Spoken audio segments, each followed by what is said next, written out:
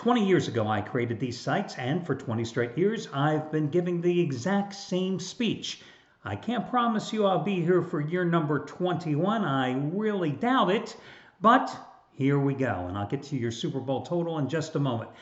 The biggest mistake gamblers make for Super Bowl Sunday is they treat this game as the biggest game of the year.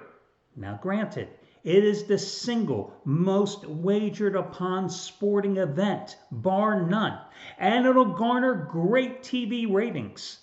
But it's just another game, and you should treat it as just another game. No different than a Mid-American Conference football game on some Tuesday in the middle of October. No different than an NFL game on some random Sunday in the middle of the regular season.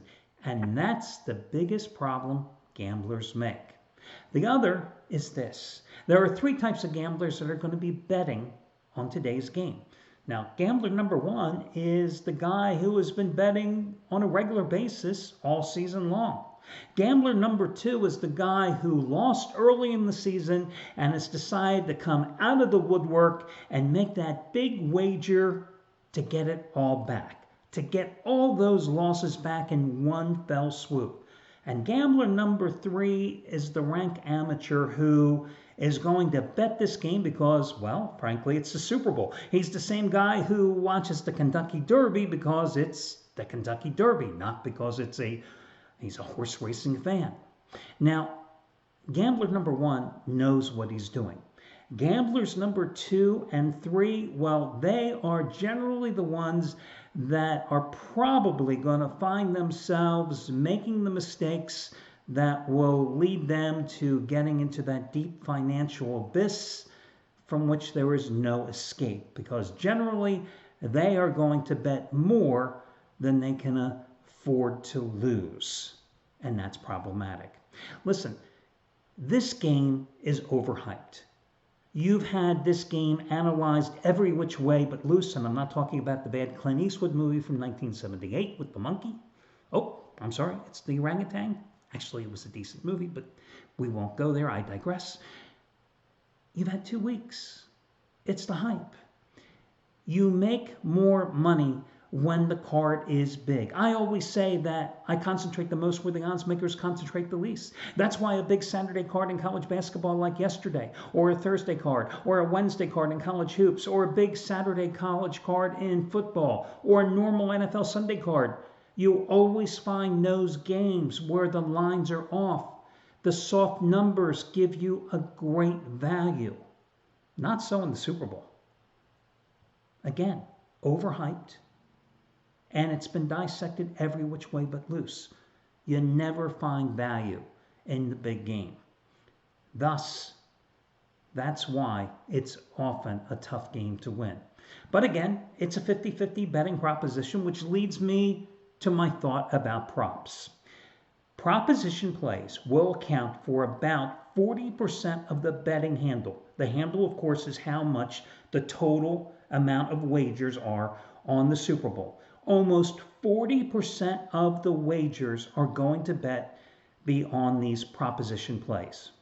So I worked my way through college selling high-end stereo and video equipment, right? So when you came into the store and you bought a receiver, a turntable, guaranteed I did not let you leave the store without selling you monster cable, without selling you a cleaner for your stylus, without selling you a cleaner for your then records, without selling you a surge protector, because it was all about driving up your average ticket, driving up the money that you were spending before you got out of the store. Bookmakers are doing the exact same thing. That is the essence of proposition plays. Now, are proposition plays the same 50-50 odds? Somebody wins, somebody loses as the game? Absolutely. Do proposition plays, many of them, offer you tremendous odds? Take back money? Huge underdog prices? Absolutely. But the difference between betting a proposition play and betting the game comes down to this. The game you can analyze. The proposition play, sheer luck. Go to 7-Eleven and buy a lottery ticket and do a scratch off. That's the same thing. Because when you're sitting there and going, is Travis Kelce going to have over or under 6.5 catches? I don't know. Is the coin flip going to be heads or tails? I don't know. You want to refer to that Stanford study? I've read it too. I don't know. And Scott Hillman's 6th grade class at East Norton Elementary School in Pennsylvania, I don't know. We flipped the nickel 100 times and it came up 57 times head. There you go. There's my study. I say bet heads. Is that really scientifically good enough for you? I don't know. All the proposition plays are just sheer luck. When you analyze the game between the Bucs and the Chiefs, at least you have real statistical information. You have a body of work based on teams playing 16 regular season games, 3 playoff games, that base your evaluation on making that play, which is a 50-50 proposition. Every single one of your props plays, no matter what anybody tells you, it's sheer luck. And all you're doing is fueling the sportsbook's profit margin. Again, 40% of the money wagered on the Super Bowl is going to be on prop play. So if you want to waste your money, good luck. I think it's a waste of time. But you'll see guys here at the site like Jack Brayman, like Brad Wilton. They have prop plays and they may do very well on them. And you may well too. But I don't waste my money on them. I don't play video poker like my wife, who's a video poker addict, because the odds are mathematically stacked against me. I don't play the lottery either. So again, to each their own, to yours yourself. It's just not my cup of tea.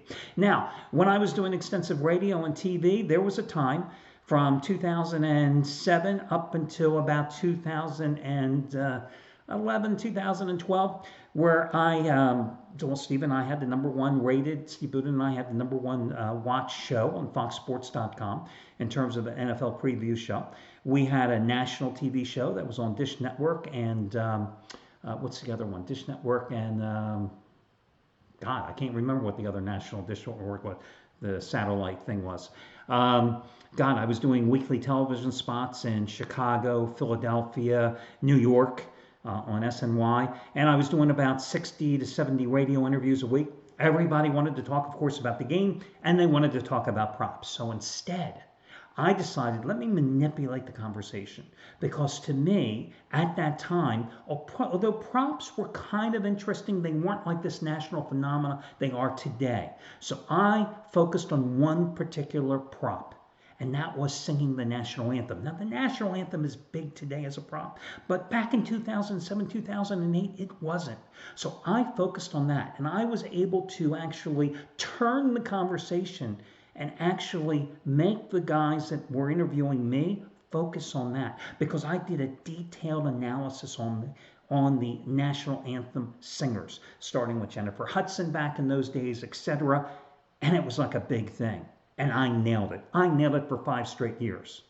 And then I realized the fix I thought was in when, you may remember, the opera singer Renee Fleming did it like in 2012, and there was some controversy whether or not her practice recordings had been recorded, her practices had been recorded, and then the lines were being adjusted. And then after that, I thought, that's it. I'm even out of that business too. But I made a name for myself talking about props regarding the national anthem, and I got a lot of free press out of it.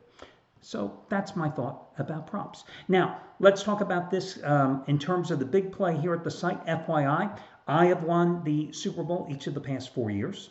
I've won the national championship each of the past 3 years. I have a top-rated 15-dime play, my normal selection on this game, on the side today. But it's not as strong as my raise the bar 20-dime college basketball winner number 16 out of 21 last night on Pepperdine, hammering Portland. It's just another 15-dime play. Just like BYU and college hoops on Thursday, just like Dayton and college hoops on Friday. But again, it's not as strong as yesterday's play on Pepperdine in college basketball. The big play here at the site, which is also for half price today, would be Trace Adams, who's on a red-hot roll. I think he's going for winning day number 6 in a row today.